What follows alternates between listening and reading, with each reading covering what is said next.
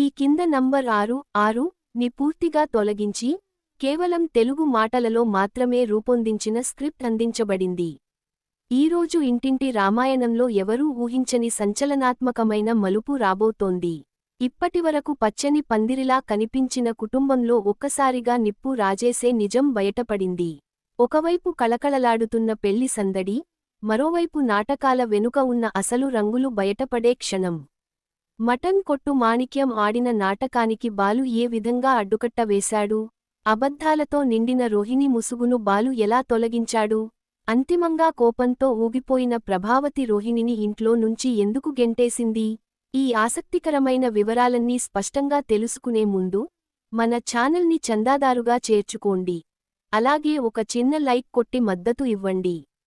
కథ వివరాల్లోకి వెళ్తే, సుందరి పెళ్లి హడావుడితో ఇల్లంతా పండుగ వాతావరణం నెలకొంటుంది.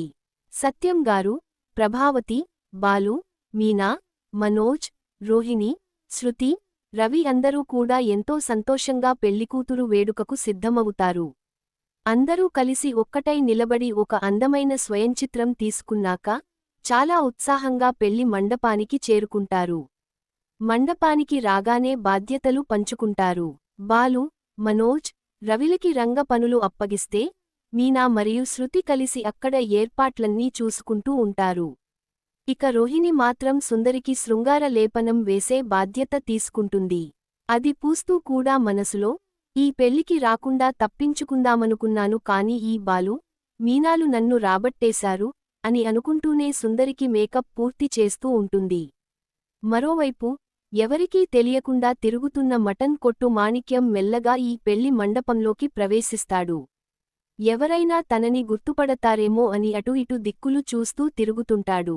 సరిగ్గా అదే సమయంలో వంటల విభాగం దగ్గర కొందరు తాగి గొడవ చేస్తుంటే బాలు వెళ్లి వాళ్లని నిలదీస్తాడు.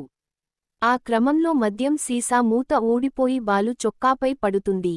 బాలు శరీరం నుంచి మద్యం వాసన రావడంతో మీనా తప్పుగా అర్థం చేసుకుని అతనిపై తీవ్ర స్థాయిలో కోప్పడుతుంది.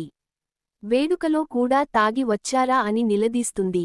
అయితే బాలు తాను నిజంగా తాగలేదని నిరూపించుకోవడానికి బండి దగ్గరికి వెళ్లి చొక్కా మార్చుకుని మళ్లీ వంటల విభాగం వైపు వెళ్తాడు.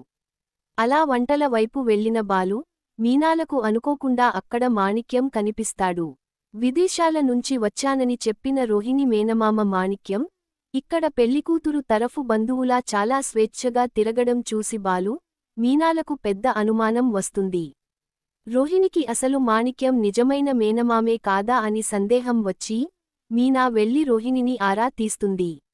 మీ మామయ్యని వేడుకకు పిలిచారా అని అడిగితే రోహిణి, లేదు, ఆయనెక్కడో ఉంటారు, ఇక్కడికి ఎలా వస్తారు అని సమాధానమిస్తుంది.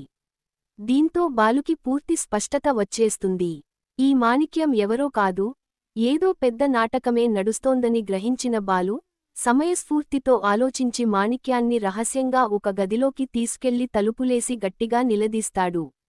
రక్షకభటులకు పట్టిస్తానని భయపెట్టేసరికి మాణిక్యం వణికిపోతూ అసలు నిజం కక్కేస్తాడు. రోహిణి తనకు డబ్బులు ఆశ చూపి విదేశాల నుంచి వచ్చిన ధనవంతుడైన మేనమామగా నమ్మించమని చెప్పిందని, తాను కేవలం ఆమె ఇచ్చిన పాత్ర మాత్రమే చేశానని, సినిమాలో అవకాశం ఇస్తారని ఆశపడి ఈ నాటకంలో భాగమయ్యానని నిజం ఒప్పుకుంటాడు.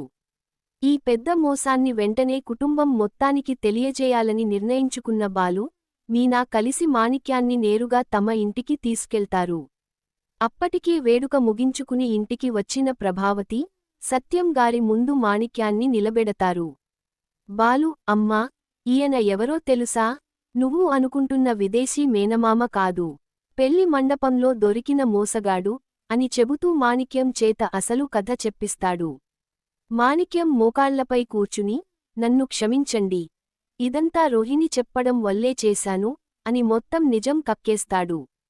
తాము ప్రాణంగా నమ్మిన కోడలు రోహిణి ఒక పెద్ద మోసకారి అని, ఆమె చెప్పిన విదేశీ ఆస్తులు, హోదా అంతా పచ్చి అబద్ధమని తెలుసుకున్న ప్రభావతికి ఒక్కసారిగా దిమ్మతిరిగిపోతుంది. ఆగ్రహంతో ఊగిపోయిన ప్రభావతి రోహిణిపై విరుచుకుపడుతుంది. ఇన్నాళ్ళు మమ్మల్ని ఇంతగా మోసం చేస్తావా అంటూ రోహిణి చెంప పగలగొడుతుంది. రోహిణి ఏడుస్తూ, అత్తయ్యా నన్ను క్షమించండి అని బతిమాలినా ప్రభావతి కొంచెం కూడా కరగదు. గతంలో 40 లక్షల విషయంలో చేసిన మోసాన్ని కూడా గుర్తుచేసుకుంటూ రోహిణిపై విరుచుకుపడుతుంది. ఇక ఎంతమాత్రం సహించలేక, ఇలాంటి అబద్ధాల కోరు నా ఇంట్లో ఉండడానికి వీల్లేదు అని తేల్చి చెబుతూ రోహిణి మెడ పట్టుకుని ఇంట్లో నుంచి బయటకు నెట్టేసి తలుపులు వేసేస్తుంది. దీంతో ఇప్పటివరకు రాజభోగాలు అనుభవించిన రోహిణి ఒక్కసారిగా రోడ్డున పడిపోతుంది. మున్ముందు రోజుల్లో రోహిణి ఈ ఘోర పరాభవం నుంచి ఎలా కోలుకుంటుంది? మనోజ్ తన భార్యకు మద్దతుగా నిలబడి ఇంటి నుంచి బయటకు వచ్చేస్తాడా? లేక ప్రభావతి మాటకు కట్టుబడతాడా? బాలు మీనాలు రోహిణి మోసాన్ని బట్టబయలు చేసినందుకు కుటుంబంలో ఎలాంటి మార్పులు రాబోతున్నాయి అనేది తదుపరి రాబోయే భాగాలలో చాలా ఆసక్తికరంగా మారనుంది. ఈ నాటకీయ పరిణామాల గురించి మీరేమనుకుంటున్నారో కింద వ్యాఖ్యల విభాగంలో తప్పకుండా పంచుకోండి. ఈ వీడియో మీకు నచ్చితే లైక్ చేయండి, మీ మిత్రులకు భాగస్వామ్యం చేయండి. ఛానల్ని చందాదారుగా చేర్చుకుని గంట గుర్తుపై నొక్కి అన్ని ప్రకటనలు పొందేలా పెట్టుకోవడం మర్చిపోకండి.